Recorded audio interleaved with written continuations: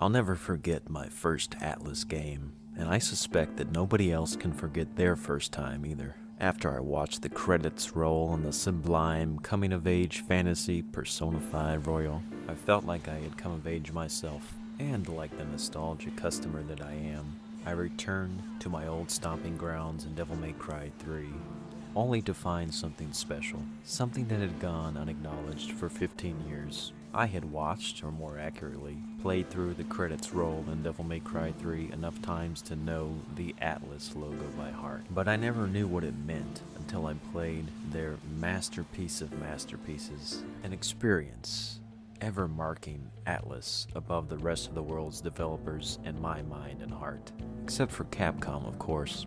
But when I went back to Devil May Cry 3 and happened upon that logo that lights up like a beacon, I had a moment of clarity. Atlas has been making the best games for a while now. They assisted with the development of Devil May Cry 3's trademark style by loaning the expertise of career devil summoner Kazuma Kaneko to fulfill the prophecy of Dante and Virgil becoming devil hunters.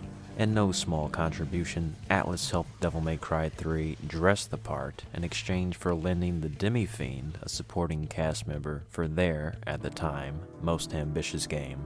Persona 5 is what got me into Japanese RPGs, a genre designator that still doesn't quite sound right for me because it attempts to be all-encompassing while at the same time encompassing nothing insightful in particular, except for some of the best and brightest games in existence, from craftspeople who care. But for a lot of Atlas diehards, it was Shin Megami Tensei, the mother franchise of Persona, that sparked their interest in Atlas. Renowned for its hellish difficulty modifiers and dark nihilistic themes taking place during the apocalypse, SMT3 has been called the Dark Souls of JRPGs. A cliche since Dark Souls is nowhere close to the original challenging game series. A closer call-out, the actual expression is that SMT3 is the Devil May Cry of JRPGs. SMT3 goes hard for the good old satanic devil worship.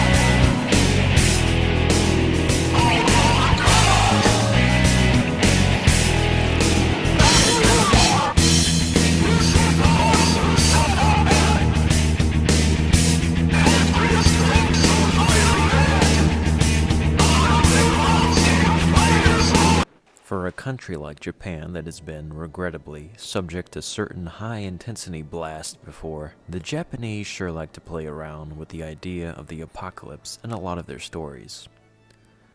Total destruction of Japan is basically the total destruction of the world, because who else is going to design cute anime waifus for mass consumption? That's the logical conclusion that SMT3 reaches at the end of the prologue, with the image of Tokyo obliterated and a new world being born from the rubble and the depths of hell.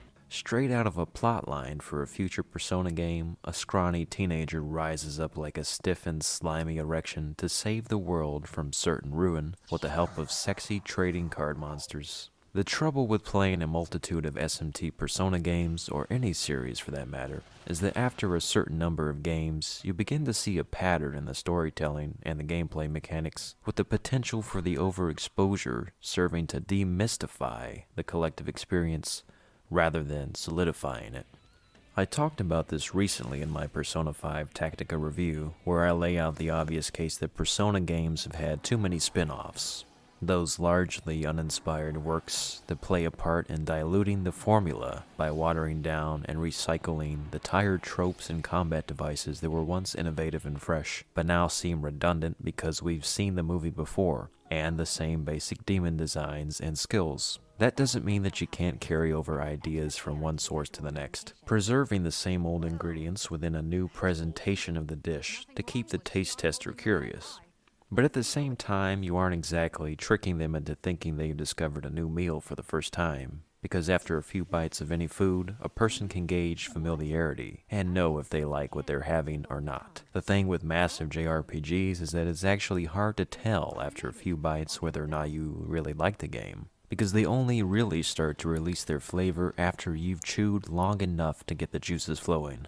JRPGs like Persona are for those with insatiable palates and big stomachs, the kind with enough room to devour content for 100 hours and still only be halfway full. These are not the most refined taste, of course, but you wouldn't want to have tastes too refined, or you get your average AAA copy and paste remakes of remasters and sequels and spin-offs without notable improvements. If Atlus decides to remake SMT 3, it won't be for the fun of it, but for the cash grab. Persona and SMT are not exactly Call of Duty, but for many fans, they complain about being bored with the series after having seen the magician pull the rabbit out time and time again. There's foreshadowing and then there's self-prophecy, which kind of ruins the forthcoming plot twists in most cases. It all works out if you find yourself truly invested in the original formula, and if that formula doesn't undergo any major deviations from the mean. That is to say, if you set the bar extremely high, you better not miss on your next attempt,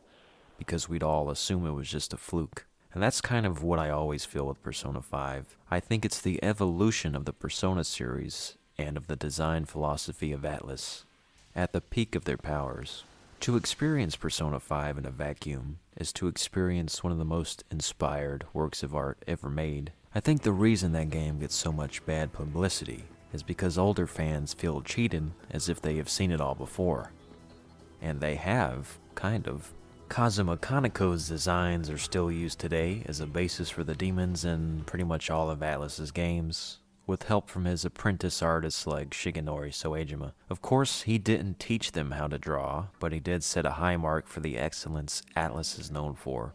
The same is true with Meguro and the Atlus sound team that continues to produce the most hypnotic music heard in games past or present. I say this not just because I'm rambling and repeating similar sentiments I've expressed in earlier video essays, but because the point I'm trying to make is, for me, an Atlus loyalist at this point, playing SMT3 20 years later for the first time feels like a fresh experience, because good quality designs stand the test of time even as they feel all too familiar when looking back instead of looking forward.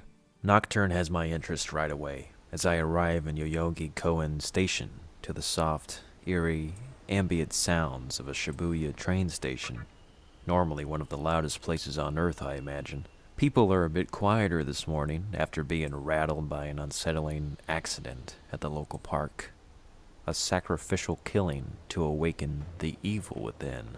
It's okay in the end because I'm told that life is more painful than death. One of many cultist brochure slogans inviting me to attend the seminar to indoctrinate me on various philosophical and spiritual movements that aim to reshape the meaning of the void world after the post-apocalyptic cleansing of humanity. It's a story that is, on the surface, a very simple and plain metaphor for, I'm not exactly sure what.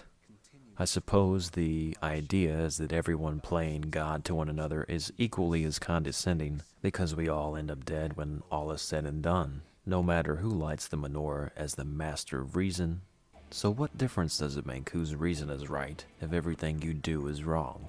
We're all the same, like the two equal sides of Dante's coin, or the meaningless values imprinted on the mahjong tiles that we play for keeps. Nothing lasts forever, and the best we can hope to keep is our sanity until the ride stops for the final boarding train to the afterlife that never comes. What will be the legacy of your existence is no more appropriate a question than what's for dinner, even though if the demons had it their way, they'd be having me on the menu. And that's the bleakness and beauty of SMT3.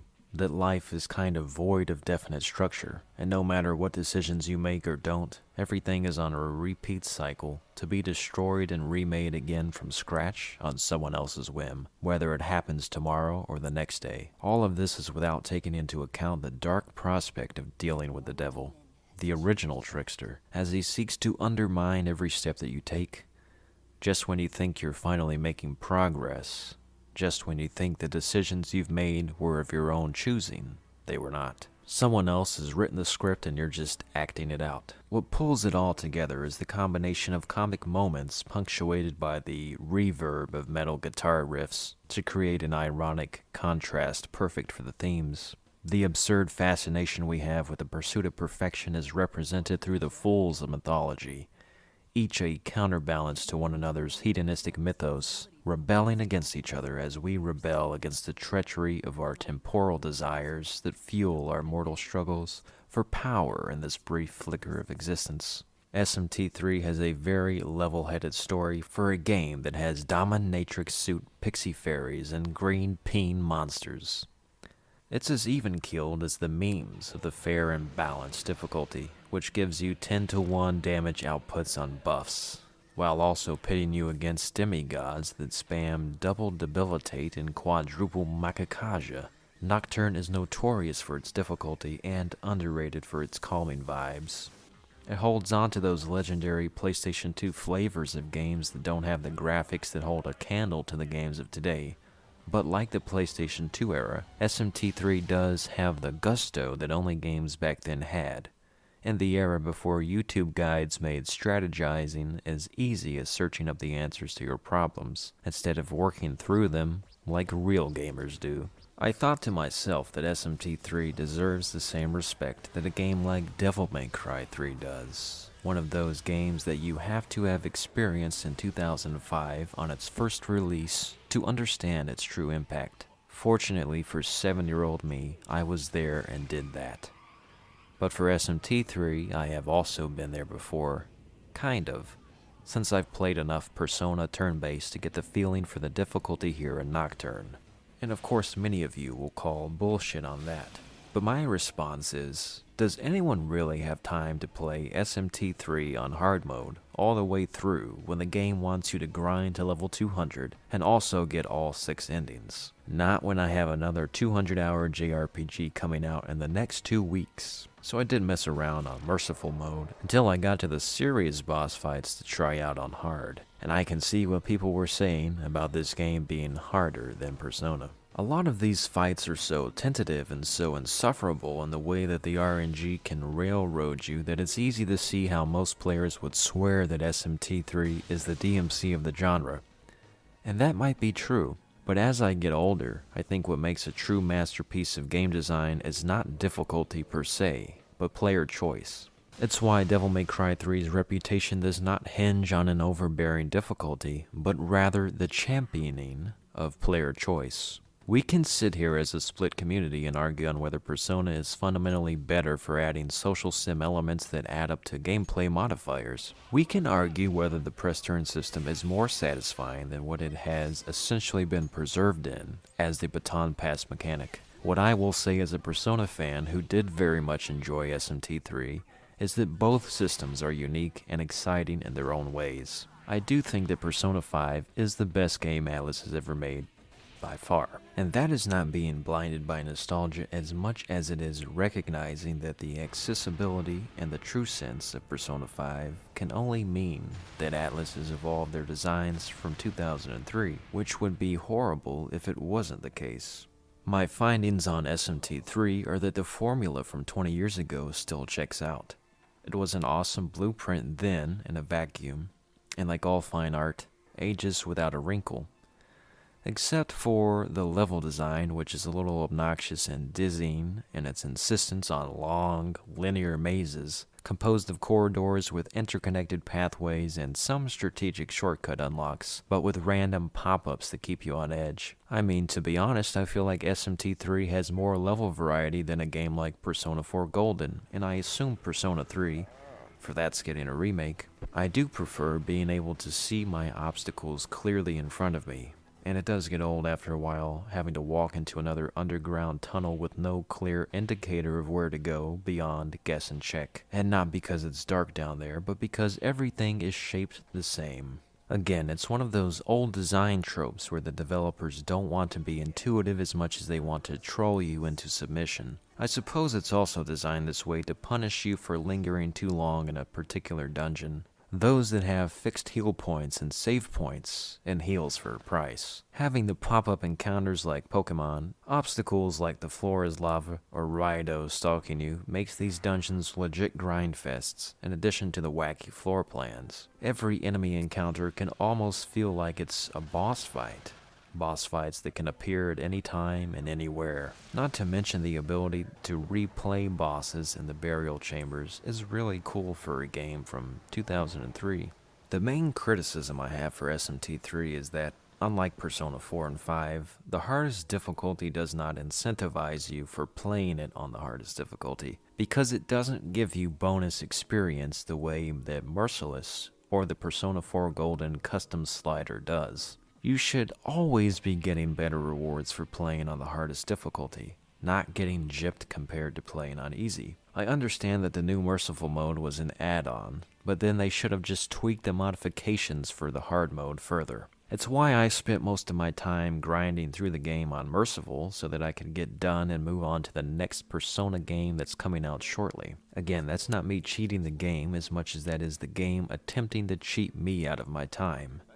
And when I've already got the gist on turn-based RNG combat before, I don't feel too bad about it. There are some unique ideas in SMT3 that I kind of do wish made their ways into future games.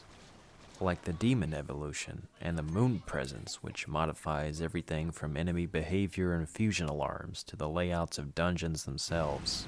Demon Negotiation is even more important because of the necessity to be constantly upgrading your stock, and to negotiate your way out of unwanted battles that could wipe you out of hours of progress. The press turn system is high risk and reward if you know how to prepare in advance. Exploiting weaknesses is kind of important here, even if most enemies seem vulnerable to straight up physical attacks, which kind of simplifies the experience. It's kind of hard to tell since the UI isn't as clear as in Persona whether or not you're doing enough damage or hitting a resistance. I'm telling you guys, Persona's UI isn't just cosmetic, it's informative. I feel as though instead of Persona becoming easier than SMT3, the Persona games give you a more inclusive system of managing the RPG systems in the way that it ties them together to the social sim progression, which makes them into more robust RPGs. And they also hand over more control to the player over the game's systems than the game has over you through the RNG. There's a lot of stuff that Nocturne leaves you in the dark about,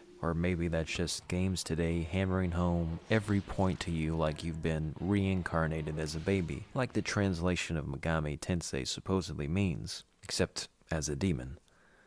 Either way, I don't believe that Persona stands for imposter as much as it means the evolution of the series with a stylish twist on the Atlas formula that gave the genre more maturity. For a game with so many 90-degree angle floor layouts and nonsensical teleporters back to the start, the blueprint of SMT3 is very forward-looking. Unsurprisingly sharp today as it was in 2003, with a few minor rough edges that could have been improved. It doesn't need a remake though, because it still has a unique and competent design with a flair and charm of its own, and it's important for us to see how much games have changed as much as it is to see how they've remained the same.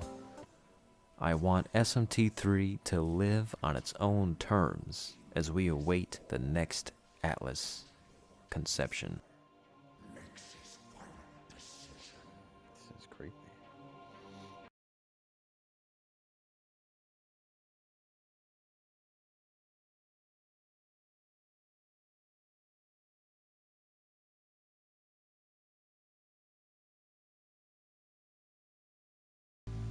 I'm afraid I have to go. I won't forget you, though. We'll definitely meet again. You should get going, too.